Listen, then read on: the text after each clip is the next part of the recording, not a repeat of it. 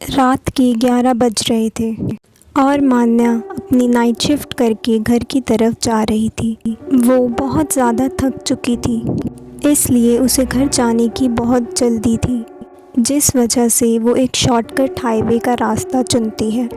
Highway बिल्कुल सुनसान थी और तभी अचानक से मान्या को एक औरत मदद मांगती हुई दिखती है।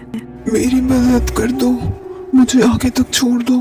मान्या उसकी मदद करने के लिए तैयार हो जाती है और वो औरत गाड़ी की बैक सीट पे बैठ जाती है। जैसे ही वो औरत गाड़ी में बैठती है तभी रेडियो और जीपीएस अपने आप चलने बंद हो जाते हैं। ये क्या, आज तक तो ऐसा नहीं हुआ कभी। और जब वो कार की बैक सीट पे देखती है तब वो औरत वहाँ पर नहीं थी। आप तो बाहर उतरे ही नहीं थे, बाहर कैसे कर चले गए? मदद करो मेरी। मान्या डरती हुई कार चला देती है और जब वो मिरर से देखती है तब वो औरत पीछे नहीं थी। जब मान्या थोड़ी आगे जाती है तब रेडियो अपने आप चलने लगता है। तुम्हें इस हाईवे से नहीं आना चाहिए था, पर अब तुम आ गई हो तो तुम्हें मरना होगा। और तभी कार की ब्रेक्स फेल हो जाती हैं। मदद करो मेरी।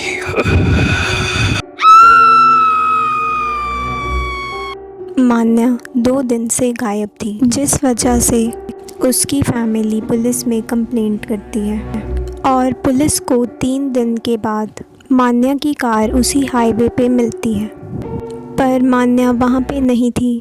जब पुलिस ने आसपास इन्वेस्टिगेशन की तब लोगों ने उन्हें बताया कि ये एक हॉन्टेड हाईवे है, जहाँ पे जो भी गया है वो कभी वापस लौट कर नहीं आया।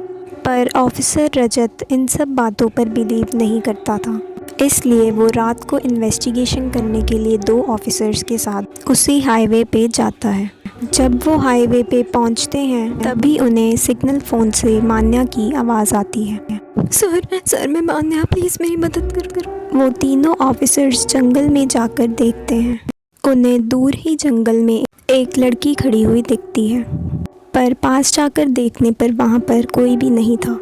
तभी ऑफिसर रजत को एक पुरानी बस दिखती है जिसमें कोई भी नहीं था। तभी उन्हें हाईवे पर एक छोटी बच्ची बैठी हुई दिखती है। तुम इतनी रात को यहाँ पर क्या कर रही हो? अंकल, आपको यहाँ पर नहीं आना चाहिए था, अपने पीछे देखो। और जब वो पीछे देखता है तब दोनों ऑफिसर्स गायब थे। अब तुम्हें भी मरना होगा। रजत वहाँ से भागकर कार में बैठ जाता है और थोड़ी आगे जाने पर ही उसे रेडियो में से आवाज़ आती है। कितने सेल्फिश ऑफिसर हो तुम, तुम्हें तो मर ही जाना चाहिए।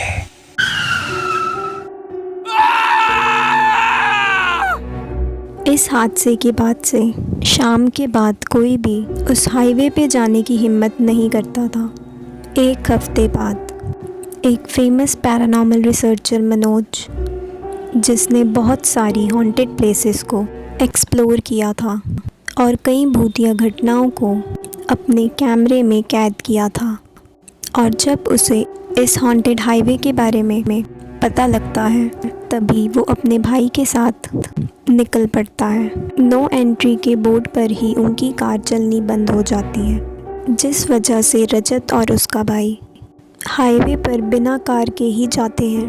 उनके फ़ोन के सिग्नल्स भी चले जाते हैं और हाईवे पर थोड़ी आगे जाने पर ही उन्हें बहुत सारी पुरानी गाड़ियाँ दिखती हैं, जैसे कि गाड़ी के ओनर कार छोड़कर भाग गए हैं। और तभी उन्हें कार के रेडियो से आवाज़ आती है। तुम्हारा भाई अब नहीं बच सकता। रजत ये बात सुनकर बहुत ज़्यादा डर जाता है। तभी उसके पैरों पर एक बॉल आती है। अंकल, मेरी बॉल दो ना मुझे। रजत अपने भाई का हाथ पकड़ के वापस जाने के लिए अपने कार की तरफ दौड़ता है और तभी उन्हें हाईवे पे एक रोती हुई औरत दिखती है। और रजत अपने भाई को कहता है कि चाहे कुछ भी हो जाए, तुम बस उसकी आंखों में मत देखना, मेरे साथ दौड़ते रहो। जब रजत पीछे मुड़ के देखता है तब उसका भाई उसके साथ नहीं था। तुम्हारा भाई अब तुम्हारे साथ नहीं जा सकता, तुम्हें आना ही नहीं चाहिए था। रजत का भाई पोसेस्ड हो चुका था जिस वजह से रजत उसे वहीं छोड़कर चला जाता है।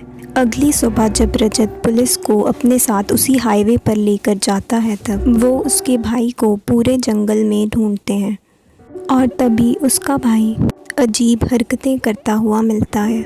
जब वो उसे हॉस्पिटल में लेकर जाते हैं तब डॉक्टर्स उन्हें बताते हैं कि उसके दिमाग पर बहुत गहरा शॉक लगा है जिस वजह से उसे मेंटल हॉस्पिटल में एडमिट होना होगा। रजत को ये बात सुनकर बहुत दुख होता है और उसे विश्वास हो जाता है कि कुछ जगहों पर ना जाना ही अच्छा होता है और ऐसी जगहों को हमें नहीं छेड़ना चाहिए।